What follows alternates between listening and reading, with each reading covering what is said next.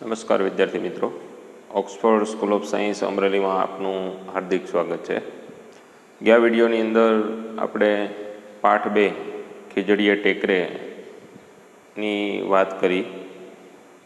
આજે આ વિડીયોની અંદર આપણે પાઠ 4 સત્યાગ્રહાશ્રમ લેખક વિનોબા ભાવેનો જે આત્મકથા ખંડ છે એની વાત કરવાની છે.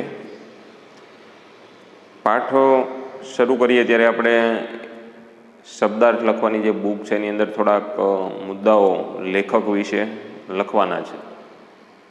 કારણ કે તમને આની પહેલાં પણ કીધું કે જે વિભાગ બી છે જેની અંદર પહેલાં 4 હેતુલક્ષી પ્રશ્નો છે એમાં પાઠનો સાહિત્ય પ્રકાર, પાઠના લેખકનું નામ, પાઠ કયા પુસ્તકની અંદરથી લેવાયેલું છે એ, અને કેટલાક લેખકોની કેટલીક વિશેષતાઓ છે એ ઉપર પ્રશ્નોત્તરી હશે. એટલે કે એની અંદરથી 4 પ્રશ્નો હશે. તો આ પાઠ જે 4 છે સત્યાગ્રહાશ્રમ, જેનો સાહિત્ય પ્રકાર આત્મકથા ખંડ છે, જેના લેખક વિનોબા ભાવે છે. અહીંયા આ પાઠ જે છે એ લેખક વિનોબા ભાવેનું અહિંસાની ખોજ નામનું પુસ્તક છે એની અંદરથી લેવાયેલો છે. એટલે પહેલાં તો ટેક્સ્ટ બુક તમારી સાથે રાખજો અને શબ્દાર્થ લખવાની બુક પણ સાથે રાખજો. શબ્દાર્થની બુકની અંદર પહેલો મુદ્દો એ લખજો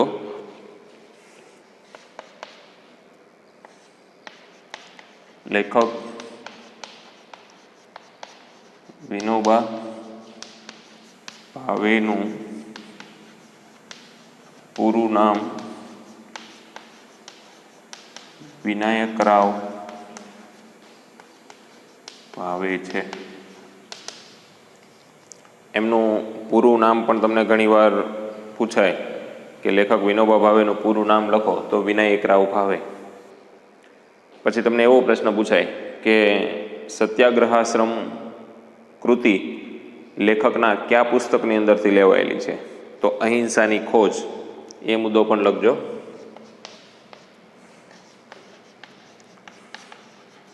વિનોબા ભાવેનું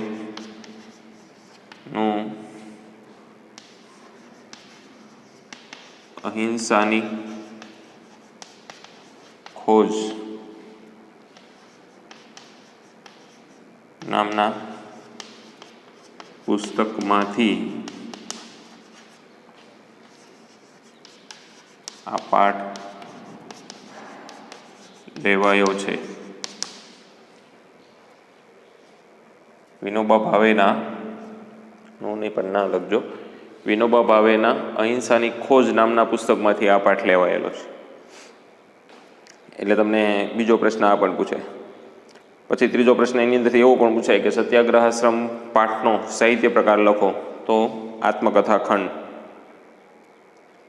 પછી તમને એવો પ્રશ્ન પૂછે કે સત્યાગ્રહાશ્રમ પાઠના લેખકનું નામ લખો તો વિનોબા ભાવે.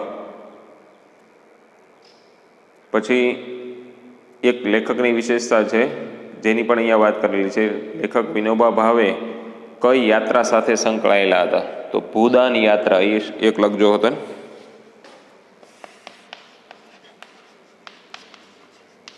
વિનોબા ભાવે ભૂદાન યાત્રા 1951માં શરૂ કરી. ઈસવીસન 1951ની અંદર લેખક વિનોબા ભાવેએ ભૂદાન યાત્રા શરૂ કરી. એટલે તમને એવો પણ પ્રશ્ન પૂછાય કે લેખક વિનોબા ભાવે કઈ યાત્રા સાથે સંકળાયેલા છે, તો ભૂદાન યાત્રા. પછી એમાંથી એવો પણ પ્રશ્ન પૂછાય કે લેખક વિનોબા ભાવેએ ભૂદાન યાત્રા કઈ સાલમાં કરી, તો ઈસવીસન 1951ની અંદર. એટલે આવા બધા જે હેતુલક્ષી પ્રશ્નો છે એ તમારે પાઠની અંદરથી યાદ રાખવાના છે. મહારાષ્ટ્રના રાયગઢ જિલ્લાની અંદર ગાગોદા ગામની અંદર જન્મેલા લેખક વિનોબા ભાવે, કે જેમણે ગાંધીજીની સાથે રહી અને જીવનની અંદર ઘણું બધું શીખ્યા છે. એક રીતે ગાંધીજીનો આધ્યાત્મિક વારસો એમણે સંભાળેલો છે એવું પણ કહી શકાય. તો એવા લેખક વિનોબા ભાવે અને ગાંધીજી કેવી રીતે મળ્યા, એમની મુલાકાત પછી ગાંધીજીના જીવન સાથે વિનોબા ભાવે કેવી રીતે ઓતપ્રોત થયા, એની આખી વાત આપણને આ પાઠની અંદર કરેલી છે. લેખક વિનોબા ભાવે પોતાના જીવનના મોટાભાગના પ્રસંગો છે એ અહિંસાની ખોજ નામના પુસ્તકની અંદર સંગ્રહેલા છે. તો એમાંથી એક આ પાઠ સત્યાગ્રહાશ્રમ લઈ અને અહીંયા આપણને આપેલો છે. વિનોબા ભાવે ગાંધીજીના સંપર્કમાં આવ્યા પછી એના જીવનની અંદર કેવા પરિવર્તનો આવ્યા, ત્યારબાદ ગાંધીજી પાસેથી 1 વર્ષની રજા લઈ અને એમણે જે વેદો, આધ્યાત્મિક જ્ઞાન પ્રાપ્ત કર્યું, સંસ્કૃત, ઉપનિષદ વગેરેનું જ્ઞાન એમણે મેળવ્યું. આ ઉપરાંત એમણે લાઇબ્રેરી એટલે કે વાંચનાલયને મદદ કરવા માટે એક વિદ્યાર્થી સંઘની સ્થાપના પણ કરી, કે જે વિદ્યાર્થી સંઘ લાઇબ્રેરીને મદદ કરવા માટે અનાજ દળવાનું કામ શરૂ કરે. અનાજ દળી અને એમાંથી જે પણ પૈસા મળ્યા એમાંથી એમણે 400 જેટલા પુસ્તકો લાઇબ્રેરીને દાનમાં આપ્યા અને મદદ કરી લેવા માટે. આ ઉપરાંત જુદી જુદી અનેક બીજી ભાષાઓનો પણ એમણે પ્રચાર કર્યો અને સાથે પોતે પણ શીખ્યા. હિન્દી પ્રચાર માટે એમણે હિન્દી જે સાપ્તાહિકો છે, ઉપરાંત હિન્દી ન્યૂઝપેપરો છે, એમનો વાંચવાનો આખો એક અભિગમ લોકોને સમજાય એ માટેના પ્રયત્ન શરૂ કર્યા. એટલે એક રીતે જોઈએ તો વિનોબા ભાવે ગાંધીજી સાથે જોડાયા પછી એમના જીવનની અંદર ખૂબ મોટું પરિવર્તન લાવી દે છે. લાકડાની થાળી, વાટકો, એક કામળો, એક ધોતિયું, એ જ એમનો આખો સરસામાન હતો જીવનનો. સૂટ બૂટ આ બધું એમણે છોડી દીધું હતું ગાંધીજીના સંપર્કમાં આવ્યા પછી. તો એ બધી વાતનો ઉલ્લેખ અહીંયા આપણને આ પાઠની અંદર લેખક વિનોબા ભાવેએ કરેલો છે. પાઠની શરૂઆત લેખક વિનોબા ભાવે અને ગાંધીજી વચ્ચે મુલાકાત કેવી રીતે થઈ એની આખી વાતથી કરેલી છે. લેખક વિનોબા ભાવેની બાળપણથી જ બંગાળ અને હિમાલય જવાની ઈચ્છા હતી. એ ફરતા ફરતા એકવાર કાશી પહોંચે છે. બંગાળ અને હિમાલયની વચ્ચે આવેલું કાશી, કે જેને બનારસના નામથી પણ ઓળખવામાં આવે છે. એ કાશી પહોંચી અને એ લોકોની ચર્ચાઓ સાંભળે છે. કાશીની અંદર જ્યારે વિનોબા ભાવે પહોંચ્યા એ પહેલાં 1 મહિના પહેલાં ગાંધીજીએ ત્યાં અહિંસા વિશે ભાષણ આપ્યું. અને એ ભાષણની અંદર એમણે રાજા મહારાજાઓ અનેકને આવરી લઈ અને એમને જડબાતોડ બધા જવાબો આપ્યા હતા. એ ભાષણ થયે 1 મહિનો થઈ ગયો હોવા છતાં પણ લોકોની અંદર એ ભાષણની ચર્ચા હજી પણ તાજી હતી. એટલે વિનોબા ભાવે એ ભાષણની નકલ મેળવીને વાંચી અને એમાંથી એમને થોડાક પ્રશ્નો ઊભા થયા. એ પ્રશ્નો લખી અને પત્ર દ્વારા એણે ગાંધીજી પાસે જવાબ માંગ્યો. ગાંધીજીને એ પત્ર મળ્યો વિનોબા ભાવેનો, એમણે વાંચ્યો અને ફરી પાછો થોડાક બીજા પ્રશ્નો થયા એટલે વિનોબા ભાવે બીજો એક પત્ર લખ્યો. ત્યારે ગાંધીજીએ સામે એક કાગળ લખીને કીધું કે અહિંસા વિશેના તમારા મનની અંદર ઊભા થયેલા પ્રશ્નોનું સમાધાન જે છે એ વાતોથી નહીં થાય, સ્પર્શથી થશે. એટલે કે તમારે અહીંયા રૂબરૂ એના માટે આવવું પડશે અને આપણે રૂબરૂ મળી અને આ પ્રશ્નોના સમાધાનકારી જવાબો જે છે એ શોધીશું. એટલે આવો જવાબ મળતા જ વિનોબા ભાવે છે એ ગાંધીજીને મળવા માટે નીકળી પડે છે. કોચરબ આશ્રમની અંદર એમની જે મુલાકાત થઈ એ જ્યારે આશ્રમની અંદર ગયા ત્યારે ગાંધીજી શાક સમારતા એમના સાથી કાર્યકર્તાઓ સાથે, અને એ દરમિયાન જે પણ કંઈ વાતચીતો થઈ ત્યાર પછી ગાંધીજીએ એને સામેથી કીધું પણ ખરું કે તમે થોડાક માંદલા દેખાવ છો, દુબળા પાતળા દેખાવ છો. આધ્યાત્મિક માણસ છે એ કદી દુબળો પાતળો કે માંદલો ન હોય. એટલે સૌથી પહેલાં તો તમારે ખોરાક કરવાની જરૂરિયાત છે. અને બીજું, અહીંયા જે પણ આ બધા કાર્ય થઈ રહ્યા છે એ બધા કાર્ય છે એની અંદર તમારે જોડાવાની જો ઈચ્છા હોય તો જ તમે અહીંયા રોકાજો. 7 જૂન 1916ના રોજ ગાંધીજીને મળવા માટે વિનોબા ભાવે અમદાવાદ પહોંચ્યા હતા. એટલે એ જે બધી વાતચીતો છે એ ગાંધીજી અને વિનોબા ભાવે વચ્ચેની એ આપણા પાઠની અંદર આપેલી છે. અને પછી ધીમે ધીમે વિનોબા ભાવે આશ્રમની અંદર રહી અને કેવી રીતે આધ્યાત્મિક જીવનની શરૂઆત કરી, ગાંધીજીને કેવી રીતે એમણે મદદ કરી, એ બધી જ વિસ્તૃત ચર્ચા આપણને આ પાઠની અંદર કરીને આપેલી છે. તો જોઈએ આપણે પાઠ સત્યાગ્રહાશ્રમ, એટલે કે એમણે જે આશ્રમની અંદર વિનોબા ભાવે નિવાસ કર્યો એની આખી વાત એ પાઠની અંદર આલેખાયેલી છે. શબ્દો લખવાના છે સાથે, એટલે તમે બુક પણ તમારી ખુલ્લી રાખજો, સાથે ટેક્સ્ટ બુક પણ તમારી સામે જ રાખજો. જો પાઠ 4 સત્યાગ્રહાશ્રમ, લેખક વિનોબા ભાવે, પેજ નંબર 12ની અંદર છે ટેક્સ્ટ બુકમાં. પાઠનો સાહિત્ય પ્રકાર આત્મકથા ખંડ છે. નાનો હતો ત્યારથી જ મારું ધ્યાન બંગાળ અને હિમાલય ભણી ખેંચાયેલું રહેતું. હું બંગાળ અને હિમાલય જવાના સપનાઓમાં મહાલ્યા કરતો. એક તરફ બંગાળની વંદે માતરમની ક્રાંતિની ભાવના મને ખેંચતી, તો બીજી તરફ હિમાલયનો જ્ઞાનયોગ મને ખેંચતો. હિમાલય અને બંગાળ બેઉના રસ્તા પર કાશી નગરી પડતી હતી.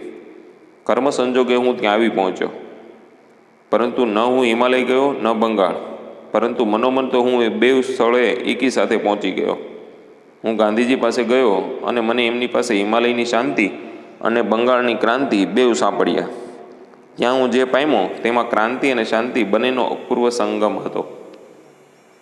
એટલે લેખક નાના હતા એટલે કે વિનોબા ભાવેને બાળપણથી જ બંગાળ અને હિમાલય જવાની તીવ્ર ઈચ્છા હતી. કારણ કે બંગાળની જે વંદે માતરમની ક્રાંતિ હતી એ એને બંગાળ પ્રાંત તરફ ખેંચી હતી. તો હિમાલયની અંદર જે જ્ઞાનયોગ હતો, મોટા મોટા જ્ઞાનીઓ છે, ઋષિમુનિઓ છે, એ તમે જુઓ તો તપ કરવા માટે હિમાલય પસંદ કરે છે. ભગવાન શંકર પણ પોતાની ધ્યાન સાધના માટે હિમાલયની અંદર જ રહેતા હતા. એટલે હિમાલય એક એવું પ્રાકૃતિક સ્થળ છે, એ હિમાલયની ગિરિમાળાઓ કે જ્યાં અપૂર્વ શાંતિનો અહેસાસ થાય છે. બદ્રીનાથ, કેદારનાથ, યમનોત્રી, ગંગોત્રી, આ બધા સ્થળો છે. તમે ક્યારેક એ સ્થળોની મુલાકાત લ્યો તો જ્યાંનું જે પ્રાકૃતિક સૌંદર્ય છે, ત્યાંનો જે આહલાદક નજારો છે, એ લોકોને એકદમ શાંતિ અપાવતો હોય છે.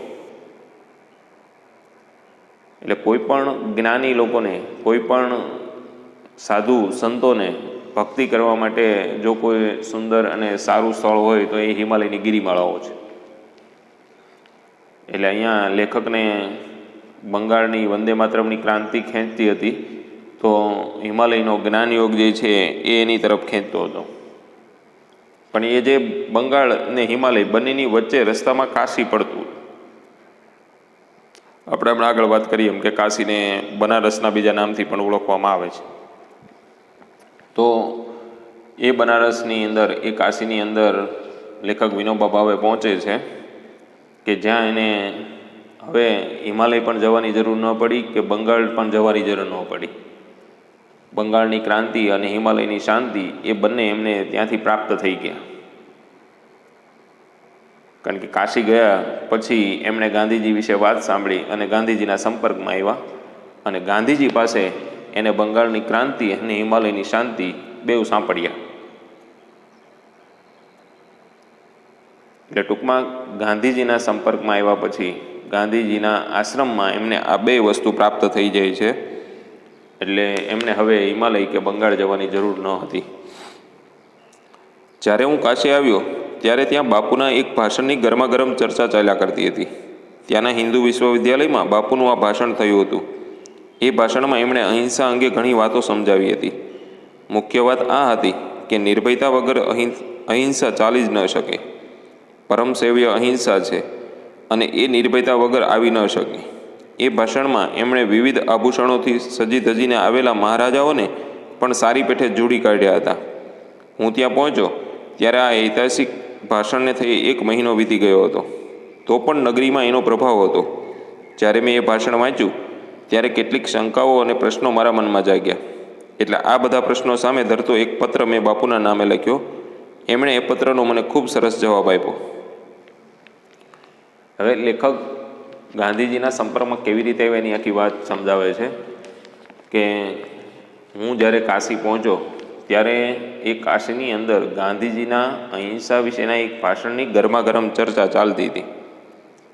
ત્યાંના હિન્દુ વિશ્વવિદ્યાલયની અંદર બાપુનું અહિંસા વિશેનું ભાષણ થયું હતું અને એમણે અહિંસાની ઘણી બધી વાતો એમાં સમજાવી હતી.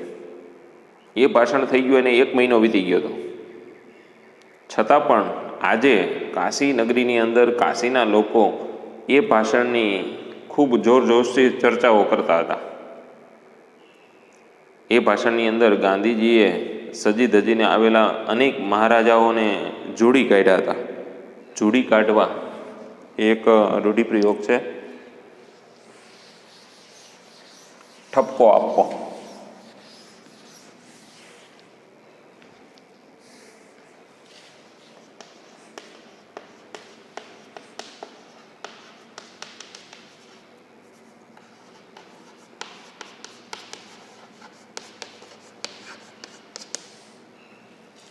જોડી કાઢવા એટલે ઠપકો આપવો. એટલે ગાંધીજીની જે ભાષણની અંદર અનેક રાજા મહારાજાઓ વિશેની કંઈક વાતો હશે અને એમણે એ મહારાજાઓને સારી પેઠે જોડી કાઢ્યા હતા, સારી પેઠે ઠપકો આપ્યો હતો. અને લેખકે એ ભાષણની પ્રત લઈ અને વાંચી અને એ ભાષણની અંદર કેટલીક શંકાઓ, કેટલાક પ્રશ્નો વિનોબા ભાવેના મનની અંદર ઊભા થયા. એટલે એ પ્રશ્નોનું સમાધાન મેળવવા માટે એણે ગાંધીજીને પત્ર લખ્યો, એ બધી શંકાઓ અને એ બધા પ્રશ્નો લખીને. અને જેવો ગાંધીજી પાસે પત્ર પહોંચ્યો એટલે તરત જ ગાંધીજી એનો સામો સરસ જવાબ આપ્યો.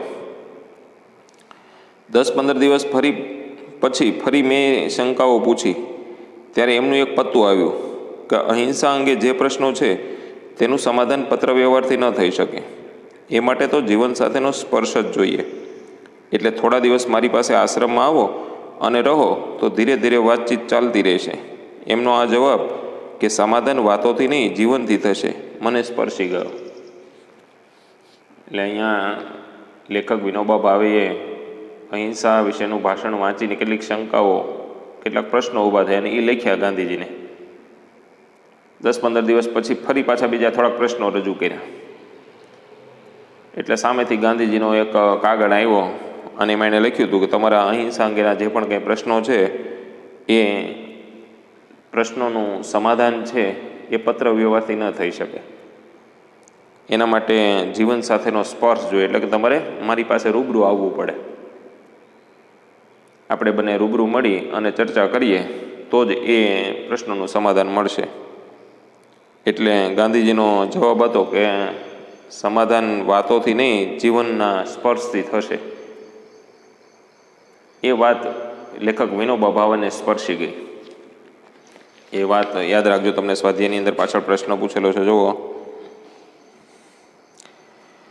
પહેલાનો 3જો પ્રશ્ન છે, ગાંધીજીના પ્રત્યુત્તરની કઈ વાત વિનોબાને સ્પર્શી ગઈ? તો સમાધાન વાતોથી નહીં પણ જીવનના સ્પર્શથી થશે. ગાંધીજીની આ વાત વિનોબા ભાવેને સ્પર્શી ગઈ. અને તરત જ વિનોબા ભાવે છે એ ગાંધીજીને મળવા માટે જવાની તૈયારી કરવા લાગ્યા. પણ ગાંધીજીએ જે પત્ર મોકલ્યો હતો કે ભાઈ તમારા જે પ્રશ્નો છે એનું સમાધાન પત્ર વ્યવહારથી નહીં થઈ શકે, જીવનના સ્પર્શથી થશે, એની સાથે એક આશ્રમના નિયમોની એક પત્રિકા પણ મોકલી હતી કે જો તમારે ખરેખર મારા આશ્રમની અંદર આવીને રહેવું હોય તો એટલા નિયમોનું તમારે પાલન કરવું પડશે. શું હતા એ નિયમો? એની વાત અહીંયા કરેલી છે, જુઓ. એ જવાબની સાથે બાપુએ આશ્રમની એક નિયમ પત્રિકા પણ મોકલેલી જે મારા માટે ઓર આકર્ષક હતી. ત્યાં સુધી કોઈ પણ સંસ્થાની આવી પત્રિકા મારા વાંચવામાં ક્યારે આવી નહોતી. એમાં લખ્યું હતું, આ આશ્રમનું ધ્યેય વિશ્વહિત અવિરોધી દેશ સેવા છે. અને એના માટે અમે નીચે લખેલા વ્રતો જરૂર માનીએ છીએ. નીચે સત્ય, અહિંસા, બ્રહ્મચર્ય, અસ્તેય, અપરિગ્રહ, શરીર શ્રમ વગેરે એકાદશ વ્રતોના નામ લખ્યા હતા. મને આ ભારે નવાઈજનક લાગ્યું. મેં તો ઇતિહાસના ઘણા થોથા વાંચી કાઢેલા, પરંતુ દેશના ઉદ્ધાર માટે વ્રતોનું પાલન જરૂરી મનાયું હોય એવું ક્યાંય ન ભાળ્યું. આ બધી વાતો તો યોગશાસ્ત્રમાં, ધર્મગ્રંથમાં, ભક્તિ માર્ગમાં આવે છે, પરંતુ દેશ સેવા માટે પણ આવશ્યક હોય છે એ આ પત્રિકામાં હતી. એટલે મારું મન એ તરફ ખેંચાઈ ગયું. આ માણસ દેશની રાજનૈતિક સ્વતંત્રતા અને આધ્યાત્મિક વિકાસ બંને સાથોસાથ સાધવા માંગે છે એવું મને લાગ્યું. મને આવું જ જોઈતું હતું. બાપુએ લખેલું, તું અહીં ચાલ્યો આવ, અને હું બાપુની પાસે પહોંચી ગયો. એટલે બાપુએ જે જવાબ આપ્યો એની સાથે એક આશ્રમની નિયમની પત્રિકા પણ મોકલેલી, કે જેમાં લેખક વિનોબા ભાવે કહે છે મારા માટે ખૂબ આકર્ષક હતી. કારણ કે અત્યાર સુધી મેં કોઈ પણ સંસ્થાની આવી પત્રિકા ક્યારેય વાંચી નહોતી. એ જે નિયમોની પત્રિકા હતી એમાં ઉપર લખ્યું હતું કે આશ્રમનું ધ્યેય છે એ વિશ્વહિત અવિરોધી દેશ સેવાનું છે, અને એના માટે અમે નીચે લખેલા વ્રતોને જરૂર માનીએ છીએ. વિશ્વહિત અને અવિરોધી દેશ સેવા. અવિરોધી એ શબ્દ લખજો.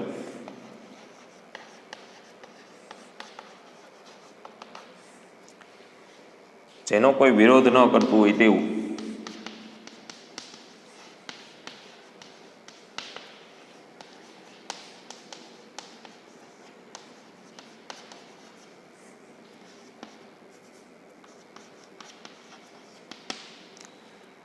જેનો કોઈ વિરોધ ન કરતું હોય તેવું. એટલે અમે કોઈનો વિરોધ ન થાય એ રીતની અને વિશ્વના હિતની જે વાતો છે એ આશ્રમની અંદર કરીએ છીએ, અને એ પ્રકારે અમારા આશ્રમનું આખું કાર્ય છે.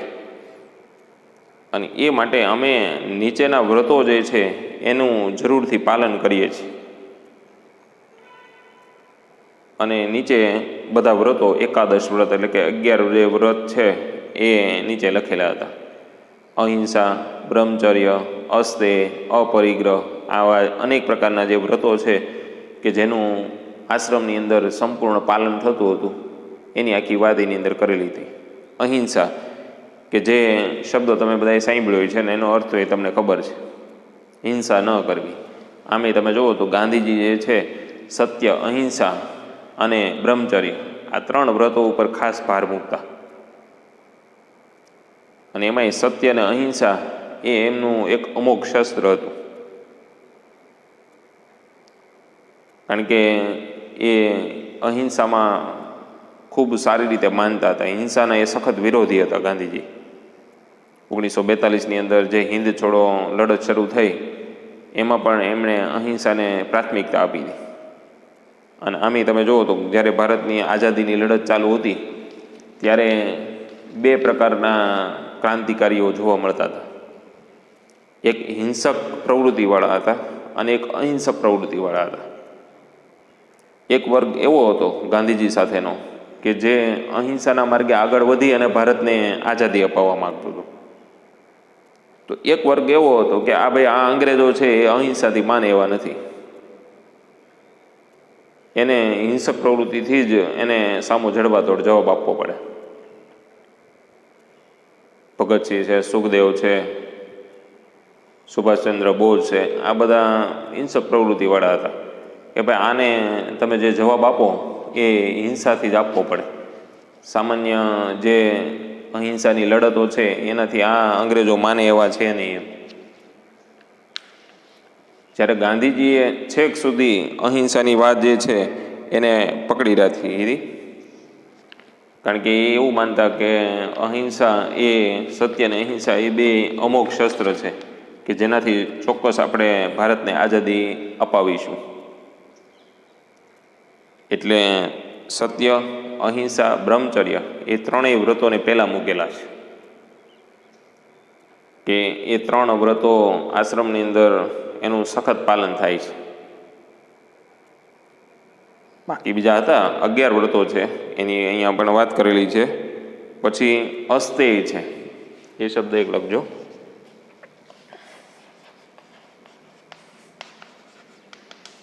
શબ્દ સમૂહ માટે એક શબ્દ છે, આ તમે જુઓ તો અવિરોધી છે, પછી અહિંસા છે, એ બધી જે વાત છે એ બધા શબ્દ સમૂહમાં તમને કદાચ પૂછાઈ શકે.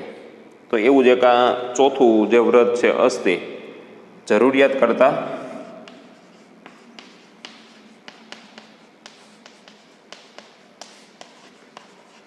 વધારે વાપરવું એ પાપ છે. જરૂરિયાત કરતાં વધારે વાપરવું એ પાપ છે, એને અસ્તેય કહેવામાં આવે છે. ગાંધીજી એવું માનતા કે માણસને જેટલી જરૂરિયાત હોય એટલી જ વસ્તુનો એને ઉપયોગ કરવો જોઈએ. આપણી પાસે વધારે છે તો એને વધારે વાપરવું, બગાડવું એ યોગ્ય નથી. તમારા જીવનની અંદર જેટલી જરૂરિયાત છે એટલી વસ્તુનું જ તમે રાખો તમારી પાસે, એનું વ્યવસ્થિત રીતે સંગ્રહ કરીને એનું સલાહ રાખો. ટૂંકમાં કેટલાક લોકો એવા હોય છે કે જેને જરૂરિયાત કરતાં વધારે વસ્તુ વાપરવાની ટેવ પડી ગઈ હોય. દાખલા તરીકે આપણે હોટલોની અંદર જમવા માટે જઈએ, આપણને ભૂખ લાગી હોય, એના કરતાં ઘણા વધારે ઓર્ડર પહેલાં તો ભૂખ્યા પેટે ગયા હોય એટલે આપણે થાય કે એટલો બધો ઓર્ડર આપવો જ પડશે, એટલાથી કાંઈ નહીં થાય. એટલે એક સાથે 2-3 વસ્તુનો ઓર્ડર આપણે આપી દઈએ. પછી એ બધી વસ્તુ ટેબલ ઉપર આવી જાય ને ખાવાની શરૂ કરો, પેટ ભરાઈ જાય એટલે પછી વધી પડે. પછી એમ થાય કે એટલું બધું ન મંગાવ્યું હોત તો સારું હતું. એટલે જરૂરિયાત કરતાં વધારે વાપરવું એ પાપ છે એવું ગાંધીજી માનતા. પછી અપરિગ્રહ, એક પણ લખજો.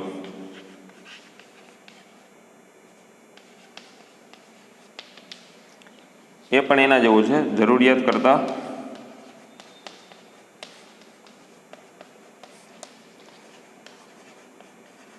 વધારે વસ્તુનો સંગ્રહ ન કરવો.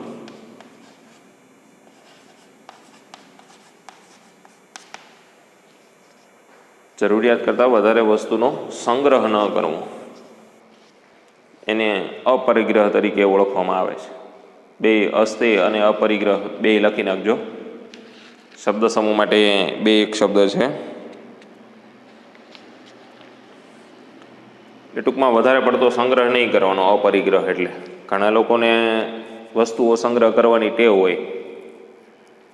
જરૂરિયાત એક બોલપેનની હોય પણ કેટલાકના સ્કૂલ બેગની અંદર તમે જુઓ તો 4-4, 5-5 બોલપેનો હોય. પરીક્ષા આપવા જતા હોય ત્યારે 1-2 બોલપેનની જરૂરિયાત હોય તો 8-8, 10-10 બોલપેન લઈ જતા હોય. એટલે ટૂંકમાં જરૂરિયાત કરતાં વધારે કદાચ એના મનમાં એવી શંકા હોય કે હું જો 1 કે 2 બોલપેન લઈને જાઉં ને કદાચ એ બોલપેન બંધ પડે તો પછી ચાલુમાં શું કરવું, કોની પાસે માંગવી, પેપર અધૂરું રહી જાય તો. એટલે એવી મનની શંકાના સમાધાન માટે એ 1 કરતાં વધારે બોલપેનોનો ઉપયોગ કરતા હોય. ભલે પછી ઉપયોગમાં ન આવે પણ એની પાસે સંગ્રહ હોય. એટલે જરૂરિયાત કરતાં વધારે સંગ્રહ, વસ્તુનો સંગ્રહ ન કરવો એટલે અપરિગ્રહ. જરૂરિયાત કરતાં વધારે વસ્તુ વાપરવી એ પાપ છે, એને અસ્તેય કહેવામાં આવે. એટલે આ જે પછી શરીર શ્રમ, આશ્રમની અંદર એક નિયમ હતો કે પોતાના કામ પોતે જાતે જ કરવા. ગાંધીજી છે એ એના કાર્યકર્તાઓની સાથે આશ્રમની સાફ સફાઈથી માંડી અને ટોયલેટ બાથરૂમ સાફ કરવા સુધીનું કામ પણ એ જાતે કરતા. આશ્રમનો નિયમ જ હતો કે દરેક વ્યક્તિએ દરેક કામ કરવું. નાનામાં નાનું કામ છે એ પણ એટલું જ ખંત અને લગનથી કરવું. આપણે બધા ગાંધીજીને આદર્શ માનતા હોય, ગાંધીજીને મહાત્માનું બિરુદ મળતું હોય, રાષ્ટ્રપિતા તરીકે એને ઓળખતા હોય, પણ એની અંદરના જીવનના જે ગુણો છે એ આપણે ઉતરતા નથી. ઘણીવાર આપણે નાનું કામ છે એ કરવામાં ખૂબ સંકોચ અનુભવતા હોય. દાખલા તરીકે હોસ્ટેલની અંદર રહેતા જે વિદ્યાર્થીઓ છે તો હોસ્ટેલની સાફ સફાઈની બાબત ક્યારેક આવે તો એના મનમાં સંકોચ થાય. અમારે અને હોસ્ટેલની સફાઈ કરવાની, વાળવાનું, કચરા પોતા કરવાના, અમે અહીંયા પૈસા આપીએ છીએ, પૈસા આપીને ભણતા હોય તો પછી બધી એ જવાબદારી હોસ્ટેલના સંચાલકોની જ હોય ને, એવું એ મનોમન માનતા હોય છે. પણ જે જગ્યાએ આપણે રહેતા હોઈએ એને સાફ સફાઈ રાખવી એ સંસ્થાની જવાબદારી છે, તો સાથે એટલી જવાબદારી આપણી પણ છે. અને કોઈ પણ નાનામાં નાનું કામ છે ખંત અને લગનથી કરનારો વ્યક્તિ છે એ જીવનની અંદર ક્યારેય દુઃખી નહીં થાય. કોઈ પણ કામની અંદર ક્યારેય નાનપ ન અનુભવવી. ગાંધીજીનો એક મૂળ જે મહાન આદર્શ છે એને આપણે જીવનની અંદર ઉતારવાનો છે કે જીવનની અંદર ક્યારેય કોઈ કામની અંદર નાનપ નહીં અનુભવવાની. ગાંધીજી વિશ્વની અંદર એટલા ફેમસ હતા તોય ટોયલેટ બાથરૂમ જાતે સાફ કરતા. આપણને એ કામ સોંપ્યું હોય તો આપણે તો એટલા બધા ફેમસ નથી, આપણને એટલું કોઈ ઓળખતું નથી, અને છતાં પણ આપણે એ કામ કરવામાં સંકોચ અનુભવતા હોઈએ છીએ. એટલે શરીર શ્રમ એ ગાંધીજીના આશ્રમનો એક મહત્વનો જે નિયમ છે એ હતો. એટલે આવા એકાદશ એટલે કે 11 વ્રતો જે છે એ પત્રની અંદર લખ્યા હતા, અને એ બધું વાંચી અને વિનોબા ભાવેને ગાંધીજી પાસે જવાની તીવ્ર તાલાવેલી થઈ કે ચોક્કસ આ માણસને મળવા જેવું ખરું કે એની પાસેથી કંઈક જાણવા મળશે. અને એ મનમાં રાખી અને જેવો ગાંધીજીનો પત્ર મળ્યો અને આ નિયમ પત્રક વાંચ્યું, નિયમાવલી વાંચી, એટલે તરત જ વિનોબા ભાવે થેલો તૈયાર કરી અને ગાંધીજી પાસે મળવા માટે ઉપડી ગયા. અને જે પોતે ઘરેથી નીકળી 7 જૂન 1916ના રોજ અમદાવાદ પહોંચ્યા અને ગાંધીજી સાથે એની મુલાકાત થઈ એની વાત આગળ કરેલી છે. એ હવે આપણે આગળના વિડીયોની અંદર જોઈશું. ત્યાં સુધી ટીક કરી રાખજો. આભાર.